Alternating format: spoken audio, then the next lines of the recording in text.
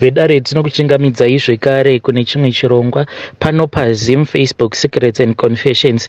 Tadzoka zvekare nemamwe mamessages. Message yedu yekutanga yakamira sekudai so: hanzi makadi zvenyu mukoma, ndinokumbirawo kuti munge muchindiposterawo nyaya yangu makavika chitupa changu. Ininiwo ndine confession yangu iyo yandiinayo. So mukoma, zvakaitika ndezvekudai so: kunoku kuSouth Africa kwandiri kuraramira ndiri, pamba apo pacho pandigere inini nemurume wangu, pane umwe mukadzi uyo akazouya ndokubva azotanga kugarapo nemurume wake, but vana ava vana vadiki. So mukadzi wacho uyu iye ane makore 19 years ende murume wacho ari kuma 20 something, havana kana chavanomboziva. So zvakazoitika ndezvekuti takazowana basa samwe uko kwatainge tichienda kunoita peace job, pakazonzi painge pachidiwa munhu umwe chete. At that time ainge achangobva mukubatsirwa mwana wake. I think kuti mwana wacho paakazoshaika ainge achiri kuma 4 months. So mukomana shi ndokubva tazotanga kuenda kubasa kuya. Ndakabva ndazoti kwaari, vasikana, sezvo imimi mwana wenyu achiri mudiki, imimi madii mangorova at least one day, so that murungu uyu akwanise kungosarudza kuti pakati pako neni ari kuda ani. But iye akabva azoramba, akabva ati nhamo yandiinayo hamusi kuiziva. Handiti ipapapa kana ndikakwanisawo kutoshanda ndinokwanisa kutobatsira nawo nemurume wangu. So zvinhu zvekuti zvakabva zvazondibhowa because ndichitarisa zera ravo ndakabva ndangoti saka vana vadiki ava mari vanoda mari yei, vari kuda kuishandisei mari iyoyo. Inini nemurume wangu titori nemaplans awo atiinawo atiri kufanira kuti tinge tichizadzikisa. So zvandakazoita ndezvekuti one day ndakabva zvangokomba ndiine mari yangu iyo yandainge ndiinayo, because on that day taenda kunoshanda kumba kwemurungu. Saka murungu uyu anogara pedosa nepamall. Panguva iya yekuti tainge tava palunch, mwana wacho mukoma ainge achinetsa, saka akabva azonditi ndinokumbirawo kuti munge muchienda kunonditengerawo porridge repurity, riya rekuti unongoita rekungopa mwana, rinenge rakaita kunge drinki. So ndo randakabva ndazoenda ndikabva ndazonotenga porridge riya repurity. So ndakazoti ndava kudzoka ndikabva ndati heunoka mukana uyu munhu uyu, regedzai ndinge ndichitongomugadzira pano. Ndokubva ndazotenga mapai maviri, ndakatenga ari making pie, ndokubva ndamutengera iye burger, inini ndikatenga normal pie. So mushonga wangu ndainge ndichingofamba nawo, because mushonga uyu ndainge ndakanzi ndinofanira kuti ndinge ndichifamba nawo kuitira kuti murungu ange achizongoona sekunge ini ndini munhu, then uyo wandainge ndichishanda naye iye ange achingoonekwa semunhu asina kana basa, kuonekwa sechinhu chisina kana basa zvachose. So mukomana chi ndakabva ndazongotora mushonga uya ndokubva ndazoumwaya pacheeseburger iya yandainge ndatenga, ndokubva ndazodzokera kubasa. Iye ndikabva ndazomupa burger rake, inini ndikabva ndazotora yangu iya normal pie. Munhu ndokubva adya. Saka by the time pandakazosimuka iye ndakazotoona ava kutodyisa mwana wake pie. Handina kana kumbogara ndakafunga nezvazvo, but mazuva akazoti ofamba ndopaakazondiudza kuti mwana wake ainge orwara zveshuwa. Mwana wake mukoma pandakangomubata, because inini amai vangu vanoita zvokung'anga, saka mukukura kwedu pamba pedu paingogara pakauya vana amai vanenge vachiuya nevana vavo vanenge vachirwara nenhova. Saka mwana kana akangonzi arwara nenhova, ndisina kana kutombomubata, ndinenge ndatoona kutoti mwana uyu ari kutorwadziwa nenhova. Saka chana chacho ndakangoti ndachibata, ndopandakatoona kutoti mwana uyu kauyu upenyu hapasisina. Ndakabva ndazochitarisa chana cheche mukanwa, ndikabva ndaona kuti mainge muine kamwe kapundu ako kainge karimo, kainge kari kewhite. Ndikatoziva kutoti iyi zveshuwa yainge itori nhova. Zvino mukomana chi ndakabva ndazopanika apo paakanditi ainge achida kuenda kune vamwe madzibaba, because kunoko kwatinogara kune vamwe madzibaba vanoona, ende madzibaba ivavo havatomborina kana nyadzi zvachose, because ivo zvavanoita ndezvekuti kunyangwe ukasvika padare ravo, kana kuri kunzi amai vako ndo vanenge vachitokuroya, vanotokuudza kutoti amai vako ndo vanokuroya. Saka ndakabva ndazomuudza kuti madzibaba vaya handiti unoziva kuti vakabva mukumhanyiswa nebhemba, because ivo dambudziko ravo nderekuti kana munhu akauya kudare kwavo vanenge vava kutoda kutomunyenga, kunyange pawhatsapp chaipo ukataura navo pawhatsapp vanopedzisira vava kutokuitira minamato yekuti iwewe utange kungovarota kuzonosvika muchizonodanana. Saka ndakabva ndazomuvhundutsira zvekare nyaya iyoyo patakaitaura murume wacho ainge aripo, saka ndakabva ndazotsimbirira nyaya iyoyo yekuti asi handiti unozviziva kuti kwaruda kuenda munhu wacho akabva mukudzingirirwa zvamanje manje nebhemba mushure mekunge abatirwa mamessages, mukadzi wacho uyo waainge achipfimba abatirwa mamessages nemurume wake kuti ainge achipfimbwa namadzibaba apo pavainge vachiitirana minamato yavo yepamafoni. Saka murume wacho akabva aramba akabva ati no, hazviiti, ngatitsvakei kumwe kwekuenda. So mukoma paakangoti ngatitsvakei kumwe kwekuenda, mukoma hana yangu yainge ichingorova because pose ipapo ndainge ndichingozama kungofonera amai vangu pawhatsapp kumusha uko ndichiitira kuti ivo vange vachisimudza dutu, vange vachisimudza mhepo kuitira kuti vana ava vasambofa vakabatwa nemweya wekuti handei tinge tichienda kunovhunzira amai vangu vangabatika. Zvino takabva tazobuda but tichifamba kudai hana yangu ndainge ndakangoibatira mumaoko ndichizvibvunza kuti zvino uku kwacho kwatiri kuenda uku ko kana ndikazonobatwa inini kuti ndini ndiri kurwarisa mwana iyeyuyu, ko ndichazomuroyonora sei mwana uyu? So ndainge ndichitoda kuti amai vangu vange vachitaura neni very fast. Takabva tazoenda kuya kune vamwe madzimai and lucky enough takabva tazosvika pamba pavo vasipo, uye akatomboti ngatimbomirirai munhu, but ndikabva ndati no, ngatidzokerei kumba. Zvandichaita ndezvekuti ndichataura zvekare naamai vangu sezvo ivo vari n'anga, zvimwe kuda vanokwanisa kutibatsira. So amai vakazoti vabata foni ndo pandakabva ndazobuda panze because tainge tatova kumba kwangu. Mwana uyo mukoma akatofira mumba mangu and ndo zvimwe zvinhu zvokuti zvinotondivhundutsa because ndakati ndavafonera ndiri panze kudaro ndikabva ndavaudza ndikati mai kunoku yei ndatopara ngozi. Vakabva vandibvunza kuti ndainge ndaitei, ndikabva ndavaudza kuti ndainge ndiine mushonga webasa uyo wandainge ndakashandisa, uyo wandainge ndakabva nawo kumusha, saka ndainge ndakaupa mukadzi uya ndakamuisira mupai kuti ange achiudya, but ainge akazodya pai iyoyo nekacheche kake. Amai vakabva vati aiwa ivo sezvandainge ndichida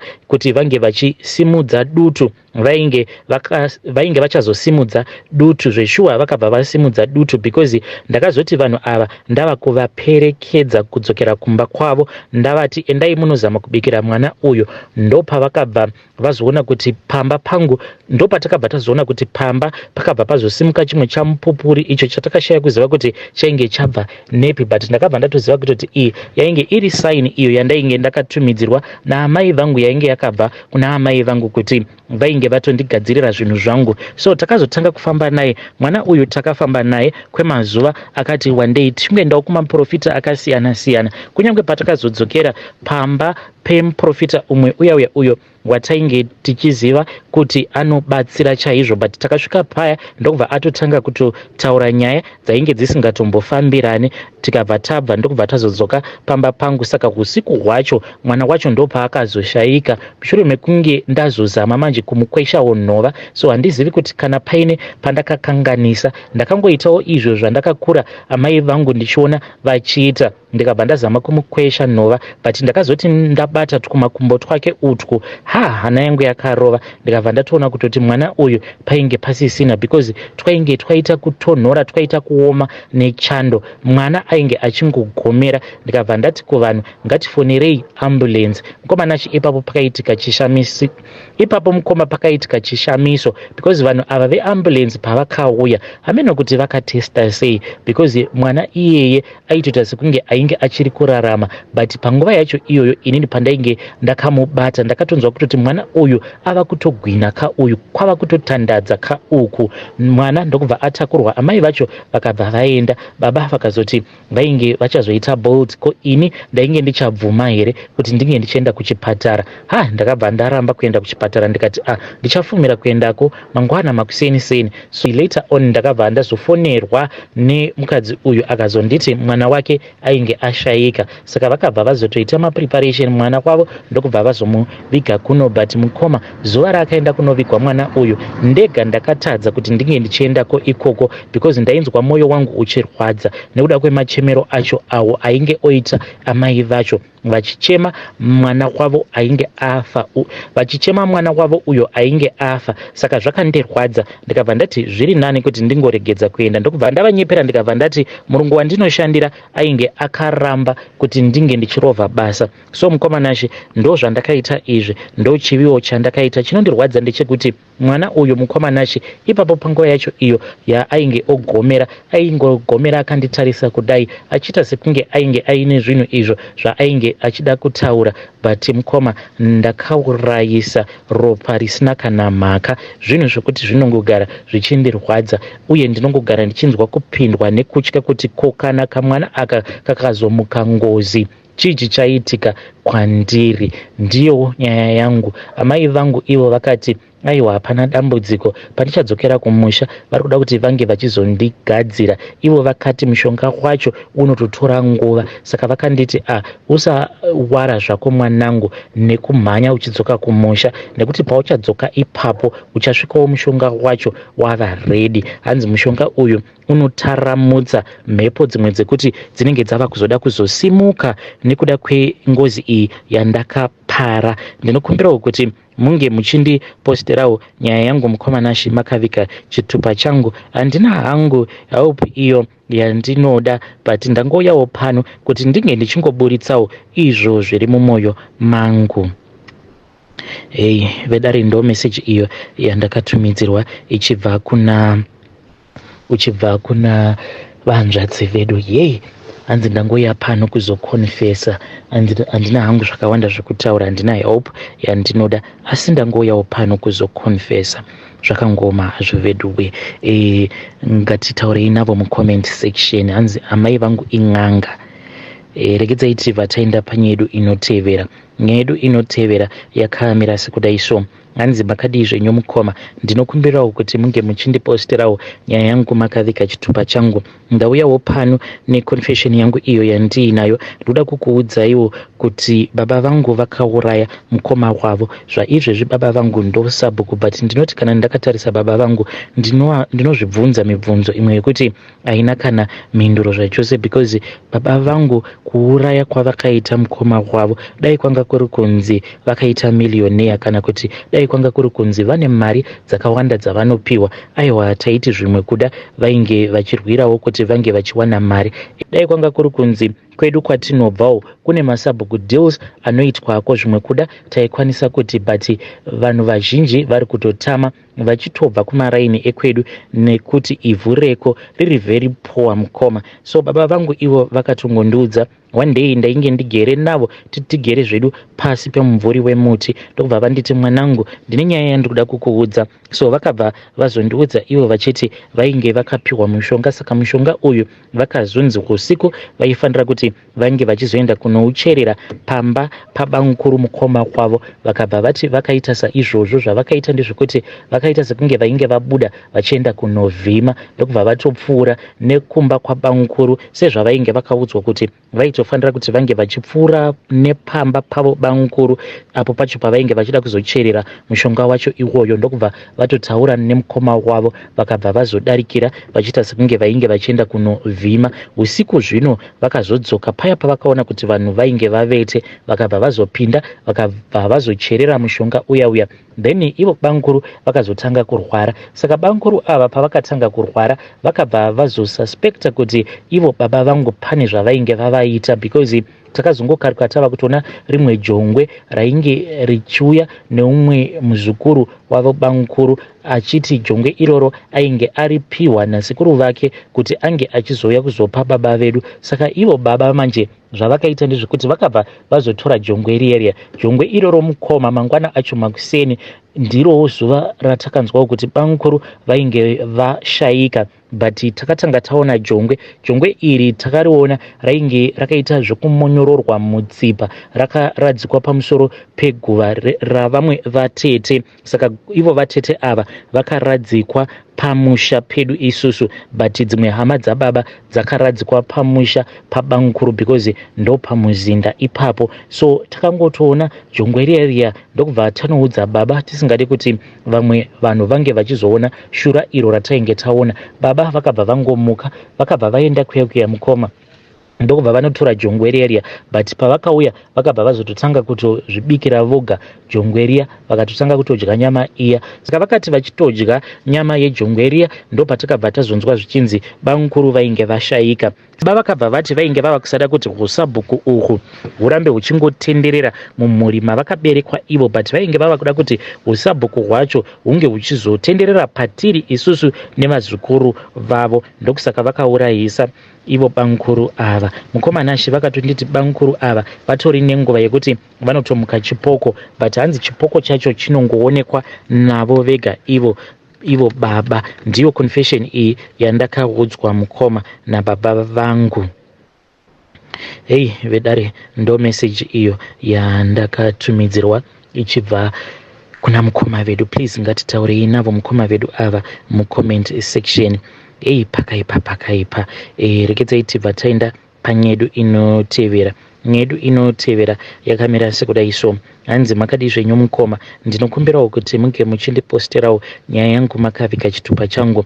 Ininiwo ndine guilty feeling uye zvekare ndava kutobatwa nemweya wegodo neruchiva neruvengo, I can say, because zvakaitika ndezvekudai so. Inini ndine best friend yangu tinonamata muchechi imwe chete. Saka iye ane musikana wake uyo waatova nemakore akati one day achidanana naye, tingangoti mukadzi wake, because in secret these people they have been staying together, but vanhu vanongofungidzira kuti musikana ainge achigara kwake, mukomanawo anogara kwake, but inini ndini ndainge ndichiziva secret yavo yose. Saka sezvo ndainge ndiri inini ndainge ndichiziva secret yavo yose, zvandakazoita ndezvekuti pane pamwe pavakanetsana, vakati vanetsana kudaro ndo pandakabva ndazopfuura ndichimuona. Already ndainge ndatogara ndichimuchiva nekuda kwezvaari, ndokubva ndazotanga kutandara naye paya apa ndichitotaura nefriend yangu achitondiudza zvaainge achinzwa achiti musikana uya handisina kana basa naye, ndakararana naye kwemakore, iye ndiye achatorwadziwa kana ati haachandidi. Apa ndichiplayera uyu fiance webest friend yangu, saka zvakabva zvazomurwadza. Ndo pandakabva ndazosimuka ndikabva ndati ndava kuenda. Saka akabva azoya achindikinurira do, akabva azoya ndokubva azondibata, ndokubva atanga kutondihaga achitonditsvoda, tikabva tatoenda pamubhedha tikabva taita bonde tose. Saka takazoita nguva tichiita bonde. So friend yangu yakabva yanditi yainge yasarudza inini pakati pemafriends ake ose kuti inini ndini ndinofanira kuti ndinge ndichizova best man wake. So handizivi kuti ndichazvigona here mukoma, because ndinoti kana ndakatarisa iye musikana wake ndinobva ndanzwa mwoyo wangu uchirwadza, because ndakanakidzwa naye sei pabonde. Ndakabva ndazomunyengerera ndikabva ndati ndafunga kukuroora, ndo akabva aramba. Paakaona ndoramba ndichingomupa pressure ndokubva azongondiudza kuti nekuda kwepressure yandainge ndamupa, she had no choice but to get married to my best friend, kuitira kuti ange achikunda muyedzo. So ndinokumbirawo kuti vedare renyu vange vachindibatsirawo neizvi zvinhu zvakaitika. Ndinofanira kuti ndinge ndichiita sei kuitira kuti inini zuva racho iroro ndisazobatwa nemweya wegodo nemweya weruchiva. Vedare, ndo message iyo yandakatumidzirwa ichibva kuna mukoma vedu. Please ngatizamei kuti tinge tichitaura navo mucomment section. Hanzi ndiri best man, ndini ndichazova best man pamuchato webest friend yangu apa. Ndakarara neuyo achazova mukadzi wake kwenguva refu. Hanzi ndaitoenda ndichinomudhingura ndava kutoda hangu baby. Zvazvakangooma hazvo vedu we.